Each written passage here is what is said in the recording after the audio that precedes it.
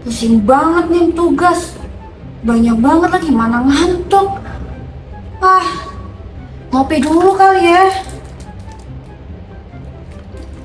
Ah, ngopi lagi lah. Ngopi lagi lah sampai habis lah. Tuh kan, habis ngopi jadi semangat. Nggak ngantuk lagi aku. Boleh lah ini aku nugas sampai besok pagi, nggak ngantuk sama sekali nih mata. Tapi kenapa ya kalau habis ngopi selalu makin semangat dan nggak bikin ngantuk? Kenapa ya Mbak? Aku jadi kepo deh. Bisa jelasin nggak tuh kenapa bisa itu terjadi? Hayo ngaku kalian, pasti pernah kejadian nih kayak Mbak tadi. Kalau misalnya begadang mau nugas, pasti apa-apa minumnya kopi. Jadinya bikin semangat dan gak ngantuk lagi. Kenapa ya hal itu bisa terjadi? Ayo kita bahas tuntas. Pasti harus dibatasin, karena kalau misalnya kita ketergantungan kopi atau terlalu over gitu ya minum kopinya, jadinya kita kalau misalnya tiba-tiba langsung berhenti minum kopi, merasa kayak tiba-tiba ada gejala seperti kepala pusing atau merasa lemas, tidak bersemangat lagi. Jadi kayak kita terlalu ketergantungan dengan kopi dan itu tidak baik buat kesehatan kita. Sekarang pertanyaannya, berapa sih batas konsumsi kafein per hari yang baik gitu ya? Jadi sekitar 400 mg per hari atau sekitar 3 sampai 4 cangkir kopi. Jadi satu cangkir itu sekitar 180 ml. Nah, tapi banyak yang terjadi di masyarakat. Ternyata masih banyak orang yang minum kopi itu takut kalau misalnya gagal jantung, terus juga bisa stroke dan lain-lain mungkin ya. Orang-orang beranggapan seperti itu. Tapi ternyata setelah saya baca-baca dari beberapa penelitian, contohnya penelitian ini, kalian bisa baca secara detail.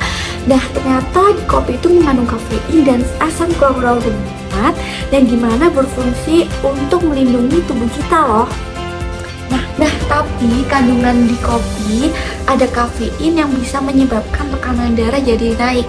Nah, tapi setelah saya baca lagi dari penelitian ini, ternyata pada kopi ini mengandung vitamin B3 dan magnesium yang bisa untuk menangkal atau menghalangi tekanan darah itu menjadi naik loh.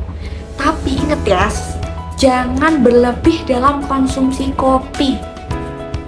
Tapi ada loh beberapa metode penyeduhan kopi yang sangat mempengaruhi kandungan antioksidan. Contohnya nih, kalian bisa menggunakan manual brew seperti V60, French press, dan ada cold brew yang dapat untuk mempertahankan kadar antioksidannya tidak berkurang.